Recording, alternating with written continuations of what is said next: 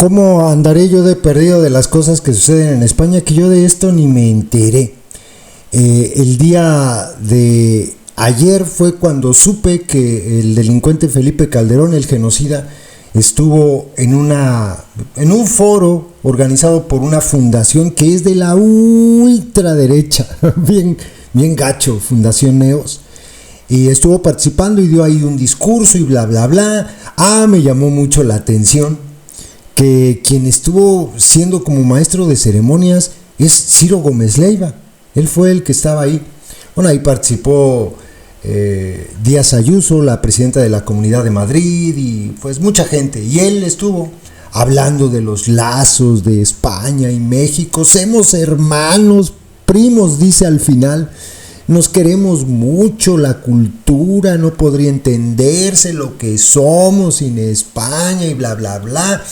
Hagan de cuenta como todo lo contrario a lo que dijo después Lady Rebsamen cuando le preguntaron precisamente sobre estas declaraciones que hizo el genocida. Todo lo contrario. Y este es el clásico discurso de la gente de la ultraderecha, en el caso de México y en el caso de España. Es el discurso de no pasó nada, avancemos hacia adelante, son más cosas las que nos unen. Bienvenidos a México, acá nos tratan re bien. Es así, ese es su discurso pues bastante de la ultraderecha. Me llama la atención, el genocida dijo cosas de la cultura purépecha que yo pensé que ni sabía, yo pensé que no le interesaban ese tipo de cosas. Por ejemplo, habló de que el reino purépecha en aquellos años tenía como cabecera principal Tzintzuntzan. Quien conozca Michoacán sabe, ¿no?, que esto está un poquito antes de llegar a Santa Clara del Cobre, y ahí hay de hecho todavía basamentos piramidales. Trabajan mucho la artesanía en madera, hacen unos muebles de madera bellísimos allá los purépechas. Pero bueno, sabe de historia el genocida Calderón, pero el discurso es y este discurso es el que le molestó a Lady Rebsamen, ¿no?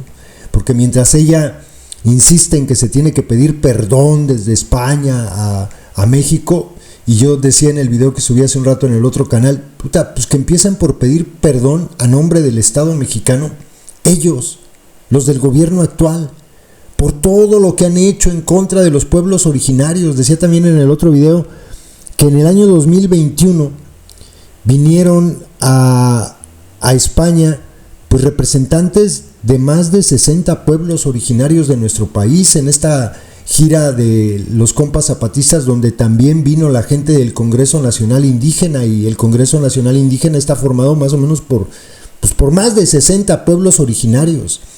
Y ellos llegaron y dijeron en España: es que nosotros no necesitamos que nos pida perdón España, ellos, los agraviados.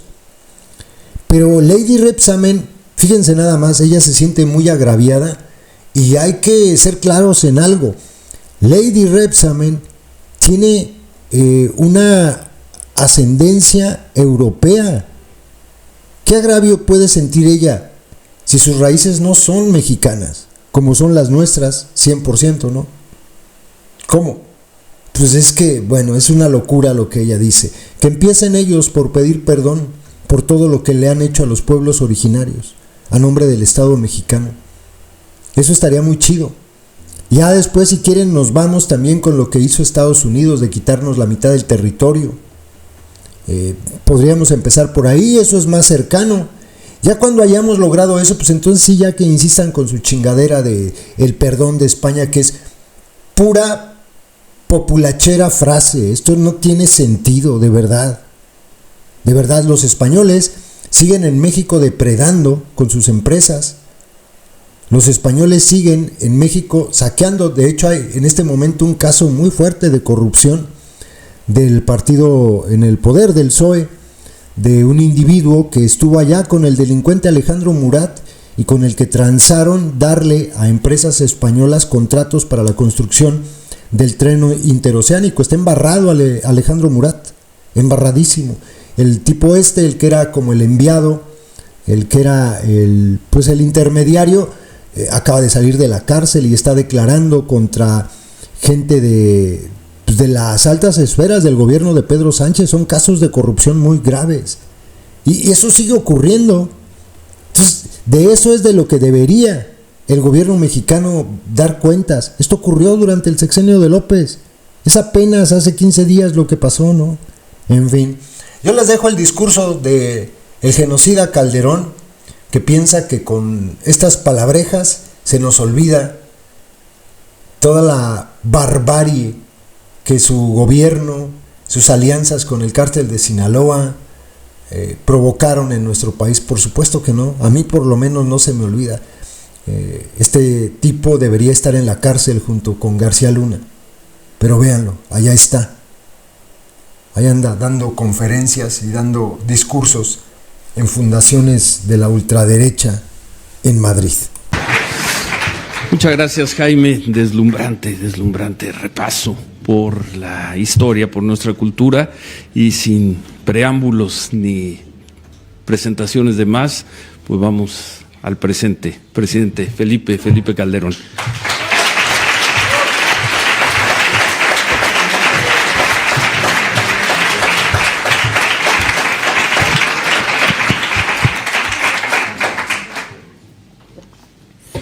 Gracias, Ciro.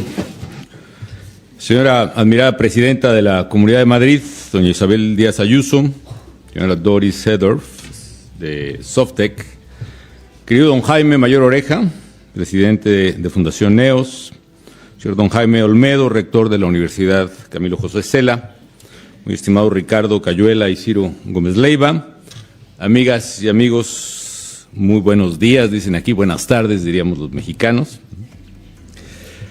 No hay dos naciones en el mundo que, como México y España, hayan entrelazado sus destinos tan profundamente. Y lo están desde ese momento traumático, ciertamente, en el que se encontraron. Don Silvio Zavala, historiador yucateco, dice, citando a Francisco López de Gómara, que la mayor cosa después de la creación del mundo, con la encarnación y muerte del que lo creó, es el descubrimiento de las Indias. Allá comenzó una historia que marcó para siempre nuestras identidades. Hubo, por supuesto, enfrentamiento, dolor e incomprensión, pues en toda conquista territorial hay barbarie e injusticia. Pero México no es el Tenochtitlan de entonces, ni España es Castilla y Aragón de esos ayeres. Lo que queda en México ahora es una cultura profundamente mestiza, y de esa convergencia surgió un crisol cultural único que hoy celebramos como patrimonio común. En la música, en la literatura, en el idioma, en las creencias, en la religión, en fin, en la cultura, hasta en la manera de ser de unos y otros, españoles y mexicanos compartimos algo más que herencia histórica. Compartimos un alma. En los más de 500 años que han transcurrido ha habido un constante ir y venir de elementos que se arraigaron comunes en ambos lados del Atlántico. En la lengua, en la cocina, en la tradición oral, en los juegos. El español que se habla con orgullo en México lleva consigo las historias de generaciones que lo enriquecieron con los matices y colores propios de América. Ya me ganó Ricardo el ejemplo de la Tizatl y del Gypsus, cómo hemos intercambiado el concepto para referirnos a esa arcilla blanca que se usa en las pizarras y pizarrones, pero me desquito un poco con la precisión al margen sobre Guadalupe, ¿no? En realidad lo que se aparece a Juan Diego varias veces y que queda impresa en el ayate, es decir, en un tosco sayal de Juan Diego, que es una fibra pobrísima hecha con el yute o con la fibra del maguey, de un cactus, y que por cierto subsiste 500 años después, lo cual en sí es milagroso, un poco impreso, no había entonces impresoras digitales, pero eso está impreso en el ayate. Tiene su nombre porque lo que decían los indígenas, el nombre de la señora era Cuatlaxupe, pero esos extremeños que tanto les ha costado trabajo pronunciar el TL, el tl, dije, es Guadalupe, y como es morena también, ¿no? Aunque la nuestra es imagen y semejanza, la de Extremadura, es de la material con el que fue hecho. Bueno, echa la cita al margen, querido Ricardo. Permito yo entonces citar otras cosas. Cuando un madrileño por la mañana va a probar una tostada con tomate, no lo podría hacer sin el tomatl, efectivamente, el tomate originario de México. Y si prefiriera churros con chocolate, pues tampoco sin el xocoatl, que es el chocolate también originario de México. Quiero decirles que como mexicano, amigas y amigos, me siento profundamente orgulloso de mis raíces, mis en plural. Mis raíces tanto indígenas, alguna bisabuela purépecha, como españolas. Algún pariente de Calderón, que fue el primer criollo que se incrustó en la familia Villaseñor, los fundadores de Valladolid. Y como muchos, amigas y amigos, tengo el español, perdón por lo que diga, no como el idioma de los españoles, sino como mi idioma, el mío propio. Porque para los latinoamericanos, amigas y amigos, y dicho con respeto, el español ya no es de los españoles solamente, es decir, dejó de ser solo vuestro, como se dice aquí, es de nosotros, de todos. Mía, no solo vuestra, es la lengua de Cervantes, y la de la mexicana Sor Juana, o la de Octavio Paz, o la de los peruanos Garcilaso de la Vega y Vargas Llosa, hoy, todos tan nuestros y de todos. Tenemos una historia común, pues, que ha sido, a veces, muy buena, mala en ocasiones, y terrible en otros momentos, qué duda cabe. ¿Por qué ha sido eso? Ni más ni menos que historia, construida no por héroes o villanos, que desde luego los ha habido, sino por seres humanos de carne y hueso. Por eso yo no me aficiono mucho ni a la leyenda negra ni a la leyenda color de rosa. Es historia, simple y ni más ni menos. Y de esa interacción surgió un nuevo pueblo, una fusión de tradiciones, creencias y lenguas, y si nos atuviéramos algunas definiciones de nación. Nación es un pueblo que vive una cultura, casi seríamos una nación iberoamericana. Pero dejémoslo por lo pronto así.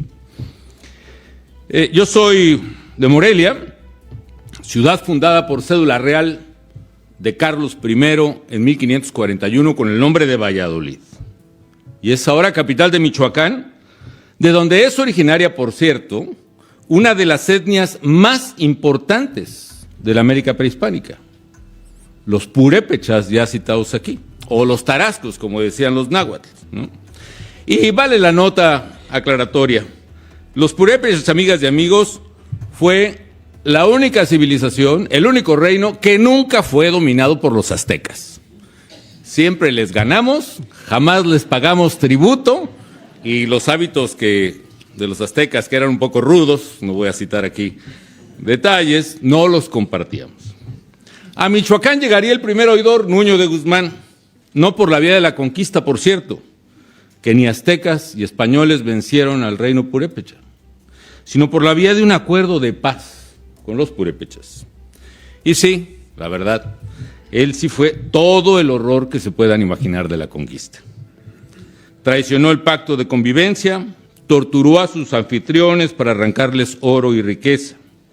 Y fueron tal los excesos de Guzmán que llegaron a oídos de la reina Isabel, afortunadamente, quien lo destituyó. En su lugar, ¿a quién envía? A su amigo de la infancia, al segundo oidor, a su paisano de Madrigal de las Altas Torres, Vasco de Quiroga, entonces abogado de la reina para África. Y aquel hombre, entrado en años, fue a Nueva España y se compadeció cristianamente de los purépechas. Con la utopía de Tomás Moro en la cabeza, Vasco de Quiroga llevará a cabo un singular proyecto fundacional basado en la necesidad de procurar el bienestar y la salud de los naturales como la base fundamental de la buena conversión. Pues la situación en la que vivían, decía Vasco, era incompatible con una verdadera vida cristiana. Y por eso construyó los pueblos hospital, que eran verdaderas casas comunales para familias indígenas donde recibían casa, vestido y sustento, y salud e instrucción y dignidad humana. Y a cada comunidad indígena le enseñó un oficio, miren, para que no compitieran entre sí y prosperaran en conjunto, a cada una le dio uno distinto. A Pátzcuaro, ciudad indígena donde establecieron la sede del obispado, porque él rechazó asentarlo en la ciudad española de Valladolid, le enseñó bordados y textiles. A Santa Clara le enseñó a forjar el cobre, a Uruapan las lacas en madera, a Paracho la laudería, y sus guitarras se hicieron famosas en todo el mundo. Y a la que fue cabeza del reino, Sinsunzan, la alfarería. Tantos milagros se le atribuyen a la fecha que es venerado como un santo en mi tierra, como un padre, como un tata, y de ahí que los nuestros le llaman Tata Vasco. De manera tal, queridos amigos, que así como conocimos lo peor de la conquista, Tata Vasco fue lo mejor de España y lo mejor de Europa en América. Y con eso crecimos y vivimos, y eso somos. Y a ningún mexicano o a ningún español de los que en este siglo vivimos y convivimos puede imputársele o reclamársele culpa alguna de lo que hace siglos fue. Y por eso coincido con lo que diría Manuel José Quintana hace más de 200 años, cuando elogia en sus versos la expedición española de Francisco Balmis, que llevó la vacuna contra la viruela a América y que, por cierto, salvó la vida de millones de indígenas en América. Y escribe en su verso: crimen fueron del tiempo, no de España. A la visión de los vencidos, como la describe don Miguel León Portilla, siguió después una visión también de vencedores mexicanos, que entre nos, ¿no? Porque al final, amigas y amigos, aceptémonos, los mexicanos vencimos. Ya, con eso me parece suficiente para entender que somos historia. Es decir, gracias a la ofrenda de la vida de los padres de la patria, de Miguel Hidalgo, hijo de Sebastián Hidalgo, nacido en Valladolid, por cierto, y de los también vallisoletanos José María Morelos y Agustín de Iturbide, este consumador de la independencia, todos originarios de Valladolid. Así, la historia nos dio con la independencia el mayor desagravio. Yo estoy convencido, amigas y amigos, que no podemos construir el futuro si estamos anclados en la sombra de los resentimientos. Las diferencias que son naturales en el encuentro de dos culturas, tan poderosas como las nuestras, no deben ser motivo para el ahondamiento, sino para la sublimación humana, que solo es posible en la convivencia plural, en el entendimiento del otro, en el encuentro y en la causa común. Entender lo que somos, lo que queremos ser, las cosas que compartimos y las que son distintos. Porque lo más importante, amigas y amigos, y esto vale no solo para la vida de los pueblos, sino para cualquier ser humano como nosotros, no es lo que hemos hecho, es lo que queremos ser y hacer. Lo importante es el futuro. Y más allá de los acuerdos, intercambios, que son muchos y que ya no citaré, quiero destacar aún algo más esencial y con lo que termino: los lazos humanos. Cuando un español visita México, están todos invitados, es recibido con los brazos abiertos y una calidez que nuestro México puede y suele ofrecer. Cuando nosotros decimos, esta es tu casa, lo decimos sinceramente. Y cuando un mexicano pisa suelo español, encuentra en sus calles el hogar lejano. Somos hermanos. O si se quiere ser más preciso, primos hermanos. Esos primos a los que da gusto visitar, ver y abrazar en las fiestas familiares, en Navidad, con los que jugamos fútbol en la calle y con quienes salimos juntos a las primeras fiestas. Este encuentro es un llamado, pues, a la hermandad, al entendimiento mutuo y a la reconciliación. Recordemos que nuestras diferencias no nos separan, sino que nos enriquecen. Como naciones y como pueblos, tenemos la responsabilidad de ser ejemplo para el mundo de cómo dos culturas pueden dialogar, aprender y crecer juntas como si fueran lo que son, prácticamente una sola. México y España podemos construir un puente que no solo conecte nuestras tierras, sino nuestros corazones. Por eso celebro con ustedes el lema del encuentro del Foro Neos: México y España, amigos para siempre. Que viva España y que viva México.